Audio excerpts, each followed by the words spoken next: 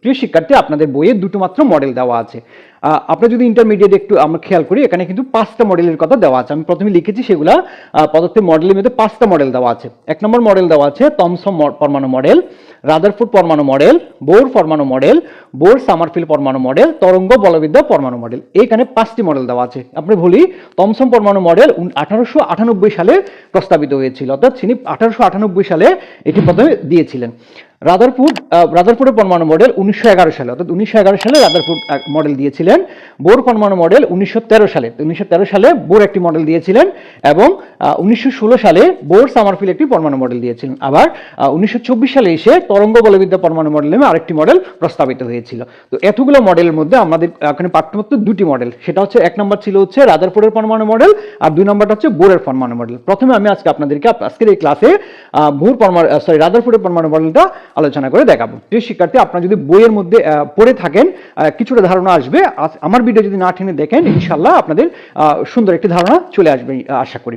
তো চলুন প্রথমে আমি দেখাই। প্রথমে 1 নম্বর আপনাদের বইয়ের যে মডেল দেওয়া আছে, সেখানে 1 নম্বর টপিকস লেখা আছে পরমাণুর একটি কেন্দ্র আছে। ওখানে মডেলের মধ্যে 1 নম্বর 4টা মডেল টপিকস আছে, 4টা স্টেপ আছে। 4টা স্টেপের মধ্যে প্রথম স্টেপ হচ্ছে পরমাণুর একটি কেন্দ্র আছে, এই কেন্দ্রের নাম নিউক্লিয়াস। একটা পরমাণুর অবশ্যই একটা কেন্দ্র থাকবে। এখানে একটা ডায়াগ্রামও দেওয়া আছে। একটা পরমাণু যদি আমরা কল্পনা করি, পরমাণুর একটা কেন্দ্র থাকবে, যেটা বলা আছে পরমাণুর একটা কেন্দ্র থাকবে, ওই কেন্দ্রের নাম হবে নিউক্লিয়াস। অর্থাৎ এই জায়গাটা যে আমি একটা পরমাণু গঠন এখানে এঁকেছি, সেটার একটা কেন্দ্র দেওয়া আছে, কেন্দ্রটা হচ্ছে নিউক্লিয়াস। কেন্দ্রের নাম হচ্ছে নিউক্লিয়াস।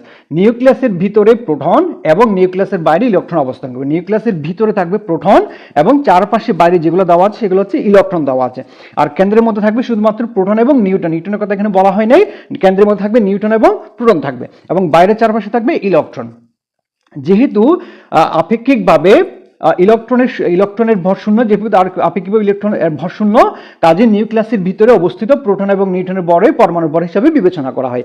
আমরা এর আগের একটু টপিকসে যদি উল্টাই, সেখানে কিন্তু ইলেকট্রন, প্রোটন, নিউট্রনের একটা কাঠামো দেওয়া আছে। সেখানে দেখবেন আপনাদের ইলেকট্রন, অর্থাৎ ইলেকট্রনের ভরটা কি দেওয়া আছে, এখানে শূন্য দেওয়া আছে, কিন্তু নিউট্রন এবং প্রোটনের ভর দেওয়া আছে। যেহেতু এই পরমাণুর মধ্যে নিউক্লিয়াসের মধ্যে আছে কি চারপাশে ইলেকট্রনের ভরটা শূন্য, সুতরাং কেন্দ্রের মধ্যে যে প্রোটন এবং নিউট্রন আছে তার ভরটাই সামগ্রিকভাবে পরমাণু ভর হিসাবে বিবেচনা করা হয়। এটা হচ্ছে তার প্রথম টাইটেলটা, অর্থাৎ প্রথম যেটি দিয়ে বর্ণনা করেছেন সেটা মূল কথা ছিল সেটা। আবার একবার বলি, পরমাণুতে একটি কেন্দ্র থাকবে, কেন্দ্রের নাম হচ্ছে নিউক্লিয়াস। নিউক্লিয়াসের ভিতরে প্রোটন এবং নিউট্রন থাকবে, তার চারপাশে ইলেকট্রন থাকবে। ইলেকট্রনের ভরটা সামগ্রিকভাবে শূন্য, এবং প্রোটনের কেন্দ্রের মধ্যে যে প্রোটন এবং নিউট্রন আছে তার ভরটাই সমগ্র পরমাণু ভর হিসাবে বিবেচনা করা হয়। এটা হচ্ছে তার প্রথম নাম্বারটা। 2 নম্বর বলেছে কি, নিউক্লিয়াস অত্যন্ত ক্ষুদ্র এবং পরমাণুর বেশিরভাগ জায়গায় ফাঁকা থাকে। নিউক্লিয়াসটা, কেন্দ্রে যে নিউক্লিয়াস থাকবে সেটা খুবই ছোট্ট আকারে, খুবই ক্ষুদ্র, এবং তার বেশিরভাগ জায়গা কি থাকবে, ফাঁকা অবস্থায় থাকবে। 2 নম্বর বলেছেন কি, নিউক্লিয়াস অত্যন্ত ক্ষুদ্র এবং পরমাণুর বেশিরভাগ জায়গা কি থাকবে, ফাঁকা অবস্থায় থাকবে। সেটা হচ্ছে 2 নম্বর কথা। 3 নম্বর বলেছেন কি, সৌরজগতে সূর্যকে কেন্দ্র করে বিভিন্ন কক্ষপথে যেমন গ্রহগুলো ঘুরে, তেমনি নিউক্লিয়াসকে কেন্দ্র করে বিভিন্ন কক্ষপথে ইলেকট্রনগুলো ঘুরছে। আবার বলি, আমরা জানি সৌরজগতের একটা মডেল আছে, সেই সৌরজগতের মধ্যে সূর্যকে কেন্দ্র করে বিভিন্ন গ্রহগুলো, পৃথিবী এবং বিভিন্ন গ্রহগুলো ঘুরতে থাকে, তাই না? তেমনি ভাবে বলছি কি, এই নিউক্লিয়াসকে কেন্দ্র করে ইলেকট্রনগুলো ঘুরতে থাকবে। আবার বলি, সৌরজগতে সূর্যকে কেন্দ্র করে বিভিন্ন কক্ষপথে যেমন গ্রহগুলো ঘুরে, তেমনি নিউক্লিয়াসকে কেন্দ্র করে, এই নিউক্লিয়াসকে কেন্দ্র করে বিভিন্ন কক্ষপথে, অনেকগুলো কক্ষপথ দেখানো আছে, এই কক্ষপথগুলোতে ইলেকট্রনগুলো কি করবে, ঘুরতে থাকবে। কোন পরমাণু নিউক্লিয়াসে যে কয়টি প্রোটন থাকে, নিউক্লিয়াসের বাইরে সেই কয়টি ইলেকট্রন থাকবে। কোন একটা পরমাণুতে নিউক্লিয়াসের মধ্যে যে কয়টি প্রোটন থাকবে, সেম ভাবে তথ্যটি কি থাকবে, এখানে বাইরে ইলেকট্রন থাকবে, সে কথাটাও বলেছেন। যেহেতু প্রোটন ও ইলেকট্রন এর চার্জ সমান কিন্তু বিপরীতমুখী। আমরা একটু আগে বলেছিলাম যে আগে যে টপিকসটা ছিল ইলেকট্রন, প্রোটন, নিউট্রনের বর্ণনা দেওয়া আছে, সেখানে আপনারা খেয়াল করে দেখবেন প্রোটন এবং ইলেকট্রনের চার্জ কিন্তু সমান, প্রোটন এবং ইলেকট্রনের চার্জ কিন্তু সমান, কিন্তু বিপরীতমুখী ছিল। অর্থাৎ একটা প্লাস ছিল, একটা মাইনাস ছিল। প্রোটন এবং ইলেকট্রনের চার্জ সমান কিন্তু বিপরীতমুখী, অর্থাৎ বিপরীত চিহ্নের। তাই সামগ্রিকভাবে পরমাণুর চার্জটা শূন্য। যেহেতু ইলেকট্রন এবং প্রোটনের চার্জটা সমান কিন্তু বিপরীত চিহ্নের একটা নিষ্ক্রিয় করে দেবে, শূন্য করে ফেলবে, সেই জন্য সম্পূর্ণভাবে এই পরমাণুর চার্জটা কি হয়ে যাবে, শূন্য হয়ে যাবে। এটা হচ্ছে 3 নম্বর কথা। 4 নম্বরটা কি বলেছেন দেখেন, ধনাত্মক চার্জবাহী নিউক্লিয়াস এর প্রতি ঋণাত্মক চার্জবাহী ইলেকট্রন এক ধরনের আকর্ষণ বল অনুভব করে। আবার বলি ধনাত্মক চার্জবাহী নিউক্লিয়াস, এই নিউক্লিয়াসটা হচ্ছে ধনাত্মক। কেন ধনাত্মক? সেখানে প্রোটন এবং কি ছিল? নিউট্রন ছিল। প্রোটনের চার্জ হচ্ছে কি? ধনাত্মক। আবার ইলেকট্রন চার্জ হচ্ছে ঋণাত্মক। তাহলে ধনাত্মক চার্জবাহী নিউক্লিয়াস, এখানে ধনাত্মক নিউক্লিয়াস। কেন ধনাত্মক? একটু আগে বলেছি ধনাত্মক কেন, সেখানে প্রোটন আছে, প্রোটনের চার্জ হচ্ছে ধনাত্মক। ধনাত্মক ঋণাত্মক চার্জবাহী ইলেকট্রন, ইলেকট্রনগুলো কিন্তু ঋণাত্মক। ঋণাত্মক চার্জবাহী ইলেকট্রন এক ধরনের আকর্ষণ বল অনুভব করে। আমরা জানি প্লাস এবং মাইনাস কি করে? একজন আরেকটাকে আকর্ষণ করে, তাহলে আকর্ষণ বল অনুভব করে। এই আকর্ষণ বল কেন্দ্রমুখী হয়, অর্থাৎ কেন্দ্রের দিকে টানতে থাকবে, যেটা কেন্দ্র থাকবে তার দিকে টানবে। এই আকর্ষণ বলটা কেন্দ্রমুখী হয় এবং এই কেন্দ্রমুখী বলের কারণে পৃথিবী যে রকম সূর্যের চারদিকে ঘুরে, ইলেকট্রন সেই রকম নিউক্লিয়াস চারদিকে ঘুরতে থাকবে। তাহলে বলছি কি এই কেন্দ্রমুখী যে একটা বল আছে, সেজন্য সূর্যকে কেন্দ্র করে পৃথিবী যেমন চারপাশে ঘুরে, সিমিলারলি এই নিউক্লিয়াসকে কেন্দ্র করে কি করবে? ইলেকট্রনগুলো চারপাশে ঘুরতে থাকবে। এটা হচ্ছে তার 4 নাম্বার থিওরিটা। তাহলে আমি আবার প্রথম থেকে যদি একটু একটু করে বলে আসি, খেয়াল করে দেখেন। প্রথম নাম্বারটা কি ছিল? প্রথম নাম্বার ধারণা ছিল হচ্ছে কি পরমাণুতে একটি কেন্দ্র থাকবে, কেন্দ্রের নাম হচ্ছে কি নিউক্লিয়াস হবে। নিউক্লিয়াসের ভিতরে প্রোটন থাকবে এবং নিউট্রন থাকবে, বাইরে চারপাশে ইলেকট্রন থাকবে। যেহেতু ইলেকট্রনের ভরটা হচ্ছে শূন্য, নিউক্লিয়াসের মধ্যে প্রোটন এবং নিউট্রন থাকে, সেই ভরটাই সামগ্রিকভাবে পরমাণু ভর হিসেবে বিবেচনা করা। এটা হচ্ছে প্রথম নম্বর কথা। দুই নম্বর কথা কি? নিউক্লিয়াস অত্যন্ত ক্ষুদ্র হবে, তার বেশিরভাগ জায়গা ফাঁকা অবস্থায় থাকবে।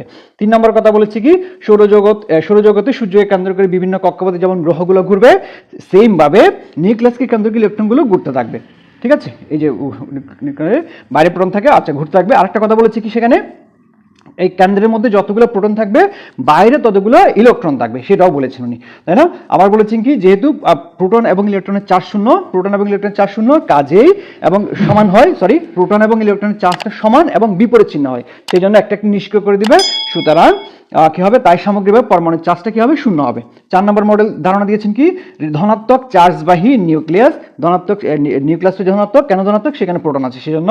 এবং চার্জবাহী ঋণাত্মক চার্জবাহী ইলেকট্রন ঋণাত্মক ছিল, এক ধরনের আকর্ষণ বল অনুভব করে, বল কাজ করবে, সেটা হচ্ছে কেন্দ্রমুখী বল, অর্থাৎ কেন্দ্রের দিকে টানতে থাকবে বলে কেন্দ্রমুখী বল। এই কেন্দ্রমুখী বলের কারণে নিউক্লিয়াসকে কেন্দ্র করে চারপাশে ইলেকট্রনগুলো ঘুরতে থাকবে। এটা হচ্ছে তার মডেলের বর্ণনাটা। আর একটু যদি এখানে রিক্যাপ করে দিই, সোলার মডেল সিস্টেম বলা হয় কেন? এটা সৌরজগতের সাথে তুলনা করা হয়েছে বলে এটাকে সোলার সিস্টেম মডেলও বলা হয়, অর্থাৎ সৌর মডেলও বলা হয়। আবার একটা কথা কি, নিউক্লিয়ার মডেল বলা হয়। কেন নিউক্লিয়ার মডেল বলা হয়? রাদারফোর্ড সর্বপ্রথম নিউক্লিয়ার সম্পর্কে একটা ধারণা দিয়েছিলেন, তার জন্য এই মডেলটাকে নিউক্লিয়ার মডেলও বলা হয়। প্রিয় শিক্ষার্থী, এটা হচ্ছে পরমাণুর রাদারফোর্ডের পরমাণুর মডেলটা, এটা হচ্ছে তার চিত্রটা। আপনাকে সরাসরি হয়তো প্রশ্নের মধ্যে রাদারফোর্ডের পরমাণু মডেল ব্যাখ্যা করে বলে দেওয়া না থাকতে পারে, আপনাকে জাস্ট এই চিত্রটা দেওয়া থাকবে, এই চিত্রটা আমাকে বলবে যে এই চিত্রটি মডেলটি বর্ণনা করে। তাহলে এই চিত্রটা হচ্ছে কার চিত্র? রাদারফোর্ডের পরমাণু মডেলের চিত্র। আপনাকে এটা দেখে বুঝতে হবে এটা রাদারফোর্ডের পরমাণু মডেল ব্যাখ্যা করতে বলেছে। প্রিয় শিক্ষার্থী, উনি এতগুলো কথা বলে যাওয়ার পরও কিছু কথা উনি ব্যাখ্যা করতে পারেনি, সেটা হচ্ছে তার সীমাবদ্ধতা বা ল্যাকিংস ছিল। সেই ল্যাকিংসগুলো কি কি আমি এখানে একটা শর্ট করে লিখেছি, আপনাদের একটু বুঝিয়ে দিই, আশা করি আপনারা বুঝবেন। সীমাবদ্ধতা 1 নম্বর কি বলছে? কক্ষপথের আকার ও আকৃতি সম্পর্কে ধারণা দিতে পারেনি। উনি কি করেছেন? উনি বলছে ঘুরবে, ঠিক আছে, নিউক্লিয়াসকে কেন্দ্র করে ইলেকট্রনগুলো ঘুরবে, কিন্তু কতটুকু ব্যাসার্ধে ঘুরবে, কি আকৃতিতে ঘুরবে, সেই কথাটা উনি ব্যাখ্যা করতে পারেনি। এই মডেলের মধ্যে তিনি বলতে পারেন যে কি ব্যাসার্ধে কত হবে, 2 মিটার হবে, 3 মিটার হবে, 4 মিটার, এইরকম একটা মানে ব্যাখ্যাটা কি করতে পারেন উনি? ব্যাসার্ধ সম্পর্কে বা আকৃতি সম্পর্কে কোনো ধারণা দিতে পারেনি। এটা হচ্ছে তার প্রথম লিমিটেশনসটা ছিল। 2 নম্বর লিমিটেশনস কি? চার্জহীন সূর্য এবং চার্জযুক্ত নিউক্লিয়াস ও ইলেকট্রনের তুলনা যা সঠিক হয়নি। উনি 2 নম্বর এখানে যেটা সৌরজগতের মডেলের সাথে তুলনা করেছেন, তাই না? সৌরজগতের মডেল, তাহলে সৌরজগৎ কিন্তু আমরা জানি সৌরজগতের গ্রহগুলোর কোনো চার্জ বা আদান নেই, কিন্তু নিউক্লিয়াস এবং ইলেকট্রন কি আছে? চার্জ এবং আদান আছে। তাহলে উনি কি করেছেন? ওই চার্জবিহীন সূর্য এবং সাথে চার্জযুক্ত নিউক্লিয়াস এবং ইলেকট্রন একটা তুলনা করেছেন বোঝানোর জন্য, যেটা কিন্তু সেটা সঠিক করে না, কাজটা সঠিক হয় না। এটা তার একটা লিমিটেশন ছিল। 3 নম্বর লিমিটেশন কি ছিল? একের অধিক ইলেকট্রন বিশিষ্ট পরমাণুর পরিভ্রমণ পথ উনি ব্যাখ্যা করতে পারেন। উনি শুধুমাত্র বলেছে কি ঘুরবে, ঠিক আছে, ইলেকট্রনগুলো ঘুরবে। উনি শুধুমাত্র এক ইলেকট্রন বিশিষ্ট, অর্থাৎ একটা ইলেকট্রন বিশিষ্ট পরমাণুর কিভাবে ঘুরবে সেটার একটা ব্যাখ্যা দিয়েছেন, কিন্তু একের অধিক হলে বা 2টা ইলেকট্রন 3টা ইলেকট্রন হলে কিভাবে ঘুরবে তার ব্যাখ্যাটা উনি ওনার মডেলে দিতে পারেননি। সেটা হচ্ছে তার 3 নম্বর লিমিটেশন।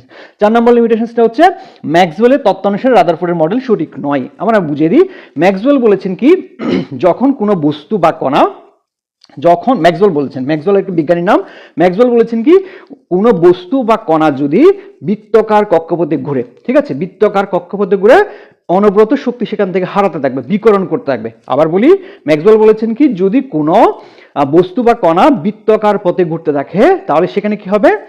শক্তি হারাতে থাকবে, বিকরণ করতে থাকবে, এবং তার পরিভ্রমণ পথটা, সে যদি পরিভ্রমণ করে, মনে করেন দূর থেকে পরিভ্রমণ করতে আস্তে আস্তে আস্তে আস্তে কি সেটা কি হয়ে যাবে, ছোট হয়ে যাবে। হ্যাঁ, পরিভ্রমণ পথ আস্তে আস্তে ছোট হয়ে যাবে, এবং এক সময় গিয়ে সেটা নিউক্লিয়াসে, কেন্দ্রতা নিউক্লিয়াস থেকে নিউক্লিয়াসের মধ্যে পতিত হবে। ঠিক আছে, তার মানে দূর থেকে আস্তে আস্তে শক্তি হারাতে হারাতে এক সময় গিয়ে সেটা পতিত হবে, মানে নিউক্লিয়াসের উপর পড়বে।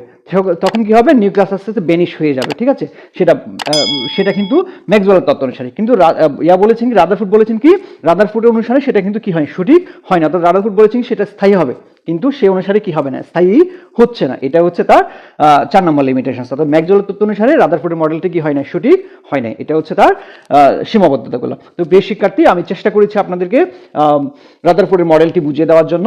যদি আপনাদের এরপরে যদি বুঝতে অসুবিধা হয়, প্রথমে আপনারা কয়েকবার দেখবেন, এরপরে যদি বুঝতে সমস্যা হয় আপনারা কমেন্ট বক্সে জানাতে পারেন। আমি পরবর্তী চেষ্টা করব নতুন কোনো ভিডিওতে আরো সুন্দরভাবে চেষ্টা করব নতুনভাবে বুঝিয়ে দেওয়ার জন্য। তো সে ধারাবাহিকতা আমি পরবর্তী, আজকে হচ্ছে পর্ব 1 এর জন্য হচ্ছে রাদারফোর্ড বর্ণনা করলাম, ধারাবাহিকভাবে বোর মডেল এবং এই টপিক্সের অর্থাৎ পদার্থের গঠন সম্পর্কে যে বিস্তারিত আলোচনা আছে সেটা পর্যায়ক্রমে আমি দেওয়ার চেষ্টা করব ইনশাআল্লাহ। সে পর্যন্ত ভালো থাকবেন, আল্লাহ হাফেজ।